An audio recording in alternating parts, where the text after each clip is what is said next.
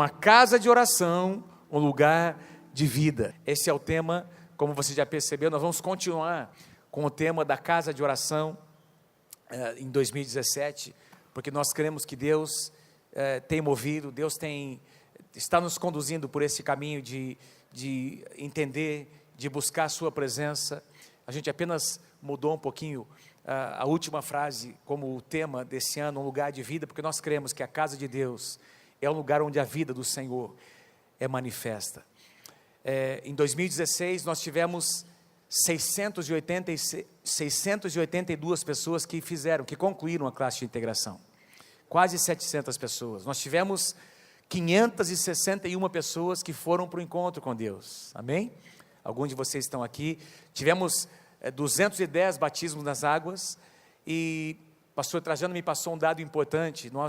Como os pastores estão servindo ali na sala de oração, também o ministério Ore Mais, e nós cadastramos ali os irmãos que fazem parte do ministério Ore Mais, colocam ali, tem um compromisso de algumas horas na semana de participar. Os pastores também 1 hora por dia, normalmente fazem mais do que isso.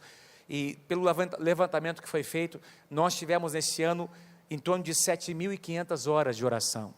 7.500 horas de oração. É muita hora, não é? São muitas horas, milhares.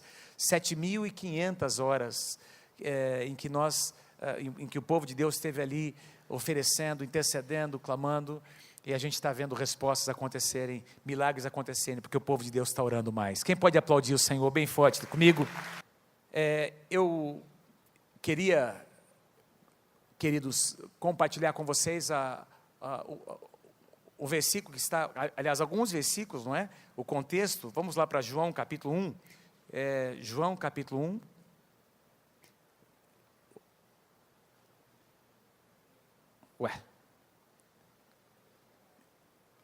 Próximo, isso. João capítulo 1. Mas eu quero pedir que você já abra a sua Bíblia no capítulo 1 de Gênesis. Enquanto você lê aqui comigo João capítulo 1, que é onde está o nosso versículo ali, que é o tema, versículo 4. A vida estava nele e a vida era a luz dos homens. Esse é o versículo que vai dar base para o nosso tema deste ano. Então eu quero pedir que você abra comigo em Gênesis capítulo 1, para você acompanhar. Daqui a pouquinho a gente vai lá para Gênesis capítulo 1, mas acompanhe comigo no capítulo 1 de João primeiro, a partir do versículo 1 até o versículo 5. No princípio, João diz assim: no princípio era o verbo, e o verbo estava com Deus, e o verbo era Deus. Ele estava no princípio com Deus. Todas as coisas foram feitas por intermédio dele, e sem ele nada do que foi feito se fez. A vida estava nele, e a vida era a luz dos homens. A luz resplandece nas trevas, e as trevas não prevaleceram contra ela. Gostaria que você repetisse comigo versículos 4 e 5. Vamos lá comigo? A vida estava nele, e a vida era a luz dos homens. Versículo 5. A luz resplandece nas trevas, e as trevas não prevaleceram contra ela. Repete comigo o versículo 5 mais uma vez.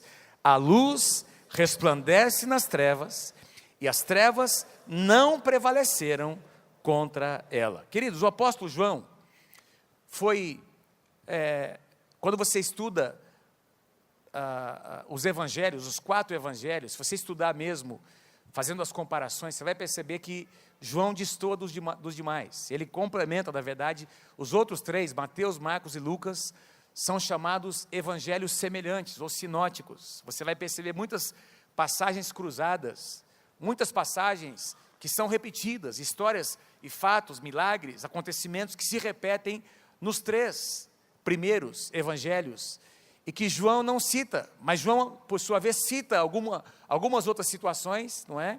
Que os outros evangelhos não citam. Por exemplo, nenhum outro dos evangelistas, dos evangelhos, citam, por exemplo, a ressurreição de Lázaro, ou a mulher samaritana, a conversa que Jesus teve com a mulher samaritana em João capítulo 4, apenas João cita esses acontecimentos e alguns outros. Muitos historiadores dizem que João escreveu o seu evangelho bem depois dos outros 3 já terem escrito, mesmo porque ele foi o que mais ele foi o que morreu mais tarde, foi o último dos 12 apóstolos. Quando ele foi chamado por Jesus, ele tinha, pelo que os historiadores dizem, entre 22 e 24 anos. Não é um jovem que foi chamado por Deus para o ministério, para ser um apóstolo, para caminhar com o Senhor. O seu irmão Tiago foi morto pelo rei Herodes, lá em Atos capítulo 12. Lembra que Herodes mandou matar o Tiago, um dos apóstolos, que era exatamente o irmão de João. Pedro, Tiago e João eram os três mais próximos de Jesus. E dos três, João, a Bíblia diz que era aquele em quem Jesus reclinava a sua cabeça, com quem Jesus conversava coisas íntimas. Então ele foi uma pessoa muito especial, e ele escreve no seu evangelho de uma forma, numa perspectiva muito especial e diferente. Por exemplo, o capítulo 1, a maneira como ele introduz o Messias, é diferente de todos os outros. Todos os outros começam a falar sobre a linhagem de Jesus, de onde ele vem, os seus pais, etc., os seus antepassados, e João começa falando sobre o Verbo. No princípio era o Verbo, e o Verbo estava com Deus, e o Verbo era Deus. Está falando sobre Jesus. A tradução NVI traduz verbo de uma maneira diferente. Você lê assim: no princípio era aquele que é a palavra, com letra maiúscula. Ele estava em Deus, a palavra estava em Deus, e ele era Deus. Na linguagem de hoje, a tradução da linguagem de hoje, a gente lê: antes de ser criado o mundo, aquele que é a palavra, com letra maiúscula, Jesus, já existia. Ele estava com Deus e ele era Deus. Interessante como João coloca Jesus como, ele define Jesus como sendo a palavra, e eu gosto muito dessa tradução atualizada que diz que ele era o Verbo de Deus. Diga assim comigo: o Verbo de Deus. A gente não vai encontrar ninguém mais chamando de Jesus como Verbo, a não ser o próprio João, em outras passagens. Por exemplo, 1 João capítulo 1, no próprio versículo 1, ele diz assim: o que era desde o princípio, o que temos ouvido, e o que temos visto com os nossos próprios olhos, o que contemplamos e as nossas mãos apalparam com respeito ao Verbo da vida. Mais uma vez João chama Jesus de o Verbo da vida. No livro de Apocalipse, quando João tem a revelação dos últimos acontecimentos da história, lá na ilha de Patmos, olha o que ele diz, Apocalipse capítulo 19, versículo 13, ele está vestido, Jesus está vestido com um manto tinto de sangue, e o seu nome se chama o Verbo de Deus. O Verbo de Deus, agora ficou bom, o Verbo de Deus. Essa expressão, o verbo ou a palavra, que nós encontramos aqui nessas passagens, elas são tiradas de uma palavrinha grega, que você já deve ter ouvido bastante, logos. Logos, diga assim comigo: logos. É a palavra grega de onde os escritores traduziram, aliás, os tradutores traduziram essa palavra, ou para o português, como sendo palavra ou verbo. E essa palavra, interessante, essa palavrinha logos, ela aparece em algumas situações. Por exemplo, quando Jesus conta a parábola do semeador, dizendo que o semeador saiu lançando a semente, e ele explica depois dizendo que a semente é a palavra. Essa palavra ali é o logos, a palavra de Deus que é semeada. Não está falando somente da letra escrita, está falando de uma palavra que é viva, que é lançada como semente. Eu e você estamos aqui porque um dia a semente da palavra, o logos, foi lançado no nosso coração. Por isso nós estamos aqui. A palavra de Deus nunca volta vazia. E a gente vai encontrar muitos outros lugares onde a palavra é chamada de logos. Tem também rema, uma outra palavrinha grega que é traduzido, não é? De onde vem também a palavra viva, não é? Mas essa palavra que João declara aqui é o logos. Jesus é o logos de Deus. E essa palavra logos pode ser traduzida ou pode ser entendida de duas formas. Refere-se à palavra de Deus como a sabedoria que Deus já tinha na criação. A Bíblia diz que ninguém aconselhou Deus na sua criação, ninguém estava lá para dizer a ele: faça assim o assado. Deus fez, Deus idealizou, Deus planejou toda a criação, amém, queridos? Por causa da sua sabedoria, o logos que habitava nele.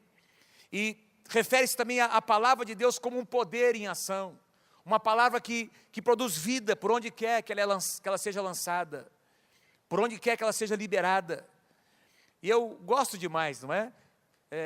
Da tradução atualizada, porque nós encontramos essa palavrinha verbo. E eu lembrei algo aqui hoje de manhã. Nós temos, um dos nossos pastores é professor de português, o Beto. E eu perguntei aqui para ele, pedi para ele explicar aqui para a gente o que significa verbo, não é? Quando eu comecei falei, deixa eu estudar um pouquinho. Eu lembrei dos meus tempos de ginásio, quando a gente fazia análise sintática, não é? Dá até dor de barriga um negócio desse.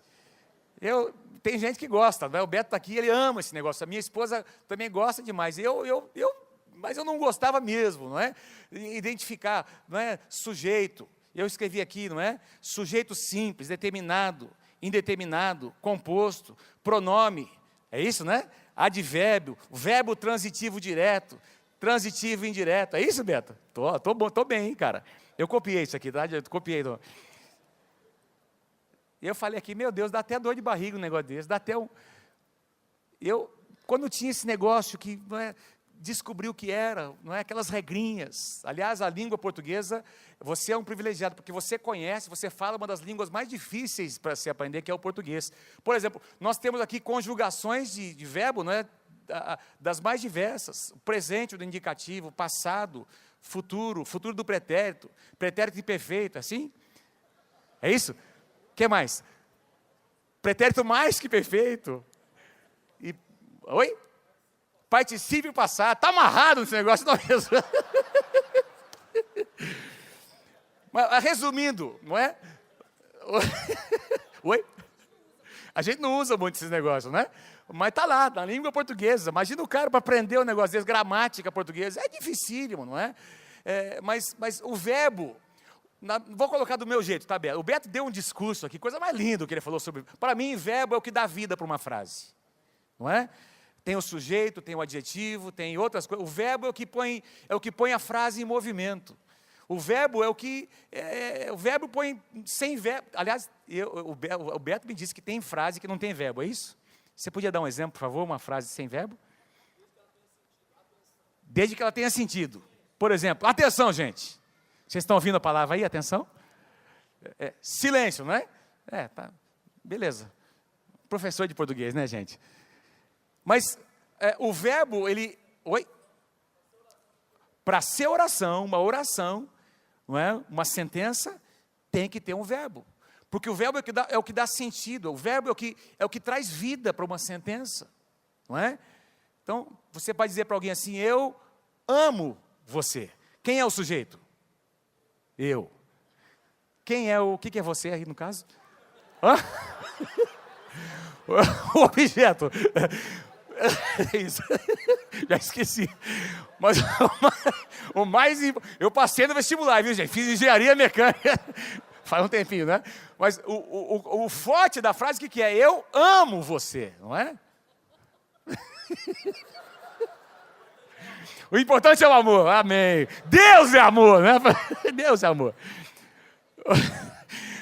Mas vamos parar com esse negócio que eu vou falar alguma besteira aqui, não é? Porque professor de português para mim não dá certo. Mas o verbo é o que dá movimento, o verbo é o que coloca dinâmica na frase. E é interessante que João diz que Jesus é o verbo. Vamos entender um pouquinho disso? Volta comigo em Gênesis capítulo 1. Porque já que João cita aqui no princípio, diz lá, no princípio era o verbo. Então nós vamos lá para o princípio. O princípio de todas as coisas acontece onde? Onde é que está escrito o princípio? Onde é que está para nós? Não é? Onde é que foi determinado o princípio de todas as coisas? Gênesis, livro de Gênesis, livro do princípio de todas as coisas, da Gênesis, do homem, da criação. Capítulo 1, você vai ver lá, por exemplo, no versículo 1, eu coloquei aqui, e depois você vai acompanhar comigo. No versículo 1, nós lemos lá, no princípio, criou Deus os céus e a terra. No princípio, criou Deus os céus e a terra. Versículo 2, a terra, porém, estava sem forma e vazia. Tem alguns teólogos que defendem uma tese de que entre o versículo 1 e o versículo 2, passaram-se milhares e milhares de anos. Por quê? Porque o livro de Eclesiastes, por exemplo, e outras passagens dizem que tudo que Deus faz, Ele faz perfeito. Em Eclesiastes capítulo 3, versículo 11, diz que tudo que Deus fez, Ele fez formoso. Então Deus não criou o caos, Deus criou céus e terra perfeitos, mas no versículo 2 nós encontramos, não é, um caos. A terra era vazia, sem forma, e havia trevas sobre a face do abismo. Alguns teólogos defendem a tese de que entre o versículo 1 e o versículo 2 foi quando Lúcifer, que ministrava diante do Senhor, caiu, foi precipitado, tornou-se Satanás. Então houve corrupção na terra, havia trevas sobre a face do abismo, as trevas estavam presentes nesse momento, e o Espírito de Deus pairava por sobre as águas.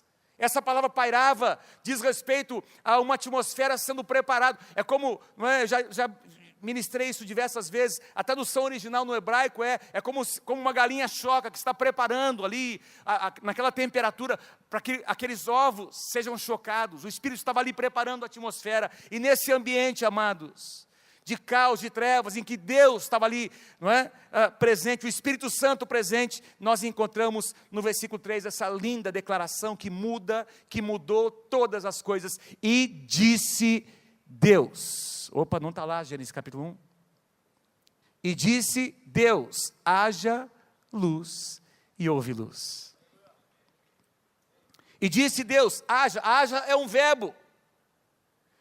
Então, Deus estava presente na criação, o Espírito estava ali, veja a trindade presente na criação. Por isso, um pouquinho mais tarde, nós encontramos, não é, no capítulo 1, versículo 26, Deus diz, façamos o homem, o Deus Pai, Deus Filho e o Deus Espírito Santo, na criação do próprio homem, eles estavam presentes, ama. Deus, criou Deus, como Ele criou? Liberando uma palavra, o Espírito Santo estava preparando o ambiente, e nesse ambiente, a palavra foi liberada. Quem é a palavra? Jesus é a palavra, Jesus é o verbo, haja luz, e houve luz. E você vai perceber aqui no capítulo 1, não é?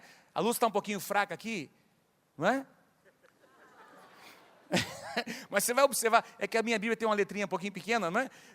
Versículo 3, versículo 6, versículo 9, versículo 11, versículo 14, versículo 20, versículo 24, você vai encontrar pelo menos 7 declarações, 7 vezes, e disse Deus, e disse Deus.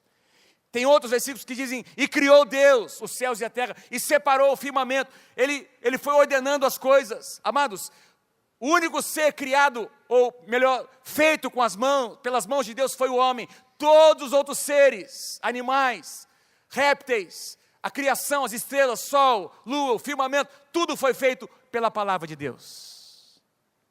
No princípio era o verbo, a palavra, e hoje a palavra está viva aqui, tocando o nosso coração, ministrando vida às nossas casas, nossas famílias, fazendo milagres. O nosso Deus é um Deus presente, amados. A palavra de Deus é uma palavra eficaz, viva e eficaz, que nunca volta vazia, diz o profeta Isaías, lá no capítulo 55. A palavra de Deus nunca volta vazia, sem cumprir o seu propósito. Quem pode dizer amém? Alguns fatos importantes, Colossenses capítulo 1, versículo 16 e 17, pois nele, Paulo diz assim, pois nele foram criadas, em Jesus, criadas todas as coisas, nos céus e na terra, as visíveis e as invisíveis, tudo foi criado por meio dele, de Jesus, e para ele. Ele é antes de todas as coisas, e nele tudo subsiste. Leia comigo essa frase ali embaixo, por favor, embaixo do versículo. Jesus era a palavra que estava com Deus antes da criação de todas as coisas. Hebreus capítulo 11, versículo 3. Pela fé entendemos que foi o universo formado pela palavra de Deus, de maneira que o visível veio a existir de todas, ou das coisas que não aparecem, que não existem. Leia comigo aquela frase ali embaixo. Jesus era a própria palavra declarada que produziu vida. Jesus é a palavra declarada que produz vida na tua vida, no teu coração hoje. E se tem alguma situação na tua casa, na tua família, queridos, que precisa dessa palavra, libera essa palavra em nome do Senhor Jesus. Que você possa ser um homem e uma mulher de Deus que declara a palavra, que profetiza a palavra. Nunca diga sobre a tua família, essa aqui nunca mais tem jeito, esse meu filho, ele nunca vai se converter, esse aqui nunca devia ter saído. Que não saia essas palavras da sua boca. Profetiza a vida com a tua boca, meu querido, porque o que sai da tua boca é a palavra de Deus. Libera a palavra, porque a palavra de Deus, quando entra em sintonia com a palavra escrita, ela tem poder para criar. Salmos capítulo 33, versículos 8 e 9. O salmista diz assim: tema ao Senhor toda a terra, temam-no todos os habitantes do mundo, pois Ele falou e tudo se fez. Ele ordenou e tudo passou a existir. Leia comigo aquela frase ali embaixo, vamos lá. Jesus era a palavra que colocou em ordem todas as coisas. Você vai perceber lá no capítulo 1, não tenho tempo, leia depois na sua casa. Deus vai liberando a palavra, vai criando, e Ele vai colocando em ordem as estrelas, o sol, a lua, estabelece as estações do ano, a porção de terra, os mares, os rios, os peixes, répteis, pássaros, animais. Não é só criar, amados, é colocar em ordem. E eu tenho certeza que Deus tem colocado em ordem a tua casa. Deus tem colocado em ordem na tua vida. Você era uma pessoa que a tua vida era uma vida desordenada, mas hoje Deus tem feito algo, Deus tem feito milagres na tua vida. Tem gente que não prospera porque tem uma vida desordenada. Tem gente que não consegue avançar porque não consegue planejar, não trabalha em cima de um orçamento. Mas nosso Deus é um Deus de ordem, que nos faz viver dentro de um orçamento que nós temos. Tem muita gente que quebra, que quer viver em cima do que não tem. Mas nós precisamos viver dentro daquilo que Deus nos dá e crer que Deus vai aumentar o nosso território, que se nós formos fiéis, não é? Amém, queridos? Ele vai nos dar mais, e aí nós vamos poder então ampliar o nosso planejamento, fazer novos investimentos. Isso é ótimo, viver uma vida ordenada. Quem pode dizer amém? João capítulo 1, versículo 14, agora no Novo Testamento, no mesmo capítulo em que nós lemos aqueles 4 primeiros versículos, e o verbo, João diz, se fez carne e habitou entre nós, cheio de graça e de verdade, e nós vimos a sua glória, glória como do unigênito do Pai. Leia comigo aquela frase ali embaixo. Jesus é a palavra de Deus que se encarnou. Ele é Deus que se tornou homem. Ele se esvaziou para se tornar como eu e você. Vamos voltar lá para João capítulo 1. João capítulo 1. Versículos 4 e 5. A vida estava nele, e a vida era a luz dos homens. A luz resplandece nas trevas, e as trevas não prevaleceram contra ela. Eu acho lindas essas declarações. A luz resplandece, as trevas não prevaleceram. Me chama a atenção, por exemplo, lá em Gênesis, que a primeira ação de Deus, o verbo, o agir desse verbo, não é, o que colocou em movimento a criação, foi exatamente contra as trevas, para dissipar as trevas. Haja luz. Havia trevas sobre a face da terra, o abismo, e a primeira declaração de Deus foi contra as trevas. Amados, onde tem luz, tem vida. Vou dizer de novo, onde tem luz, tem vida. Tem luz no teu coração, amados? Tem fogo no teu coração queimando aí, amém? O fogo de Deus, tem luz, a luz de Deus está queimando, está acesa no seu coração, então tem vida, e essa vida tem que ser compartilhada. Olha que interessante, quando Jesus veio morar numa cidade, interessante, Jesus nasceu em Belém, é isso, não é? Passou a sua infância em Nazaré, mas estabeleceu o seu ministério numa cidade chamada Cafarnaum, que ficava no litoral ali, não é? Perto de uma praia. E quando Jesus chega na cidade para estabelecer a sua casa e o seu ministério, é isso que nós lemos em Mateus capítulo 4, versículo 16. Quero pedir que você leia comigo, bem forte, todo mundo junto comigo. Vamos lá, 1, 2, 3. O povo que jazia em trevas viu grande luz, e aos que viviam na região e sombra da morte, resplandeceu-lhes a luz. Jesus vem para uma cidade, e a luz que estava em Jesus começou a brilhar, amados. E essas trevas que dominavam a cidade de Cafarnaum começaram a ser dissipadas. É claro que cada cidade tem as suas raízes. Nós somos abençoados, porque a nossa cidade, Londrina, foi fundada, foi estabelecida por cristãos.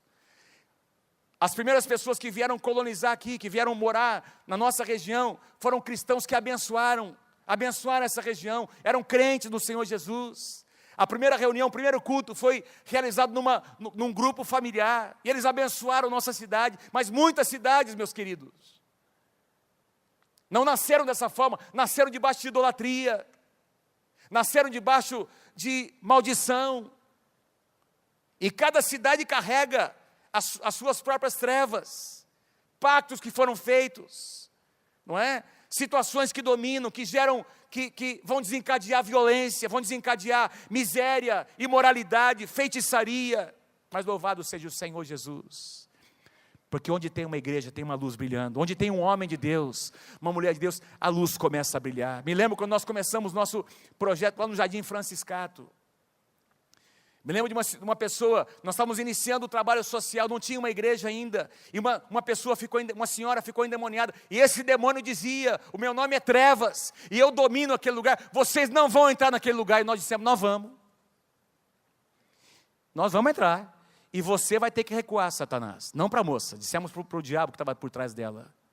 Ela foi liberta pelo poder de Deus, e hoje nós temos uma creche, nós temos lá vários trabalhos sociais, temos uma igreja que foi plantada com quase 40 células, e mais de 300 pessoas que conheceram a luz do Senhor Jesus, que foram libertas das trevas. Amém? Porque, amados, nós fomos chamados para brilhar. Olha o que diz em Isaías capítulo 60, dispõe-te, resplandece, porque vem a tua luz. E a glória do Senhor nasce sobre ti, pois eis que as trevas cobrem a terra, as trevas cobrem a cidade de Londrina, cobrem lá o bairro onde eu estou morando, cobrem aquelas situações, não é? Aquela região, mas, louvado seja o nome do Senhor, sobre ti aparece resplendente o Senhor, e a glória do Senhor se vê sobre ti. Queridos, nós fomos chamados, eu e você, para sermos dissipadores de trevas, para chegar num lugar onde existe trevas e dizer: haja luz neste lugar.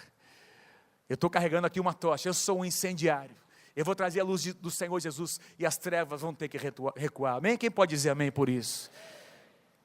Nós somos responsáveis por carregar a luz do Senhor Jesus. Eu tinha muita coisa para falar, quero encerrar com um pensamento aqui, escrevi muita coisa, mas quando Jesus estava sendo crucificado, queridos, nós lemos isso, por exemplo, em Mateus capítulo 27, Marcos fala sobre isso, todos os evangelhos falam sobre este acontecimento. A Bíblia diz que ao meio-dia, quando já estava na cruz do Calvário, diz lá em João capítulo 27, desde o meio-dia até as 3 da tarde, antes de Jesus entregar o seu Espírito, as trevas vieram sobre toda a terra. Diga assim comigo: do meio-dia, vamos lá, do meio-dia até as 3 horas da tarde, as trevas vieram sobre toda a terra.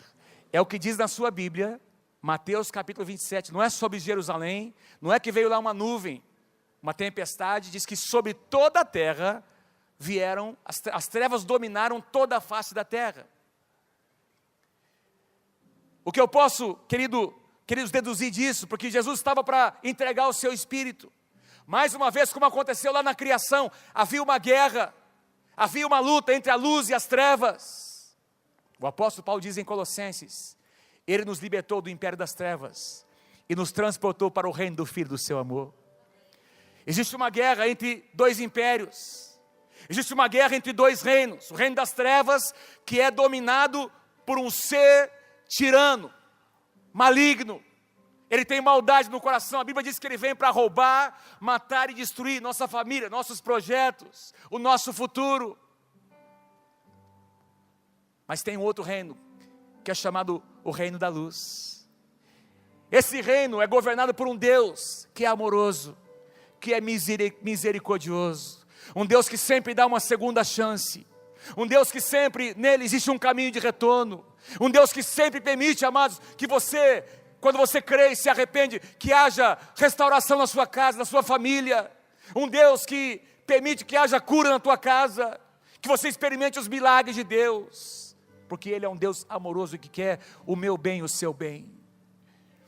2 reinos, e entre o meio-dia e as 3 da tarde, as trevas vieram sobre a face da terra. Eu creio que estava vendo, amados, ali uma guerra, uma luta, e aparentemente parecia que as trevas tinham vencido, porque o diabo pensou, amados, que matando o mestre, matando o Messias, ele estaria prejudicando e acabando com um projeto, com um propósito eterno de Deus. O apóstolo Paulo chega a dizer numa das suas cartas, que se ele soubesse do resultado, se Satanás soubesse que aquele sangue derramado na cruz do Calvário representava a redenção da humanidade, ele jamais teria feito isso, mas ele não sabia. Ele pensava que tinha vencido. As trevas vieram, mas quando Jesus entrega o seu Espírito, quando Jesus diz, tudo está consumado, a Bíblia diz que o véu se rasgou de alto a baixo, mas a luz voltou a brilhar. Jesus desceu lá no inferno e arrancou das mãos de Satanás as chaves da morte.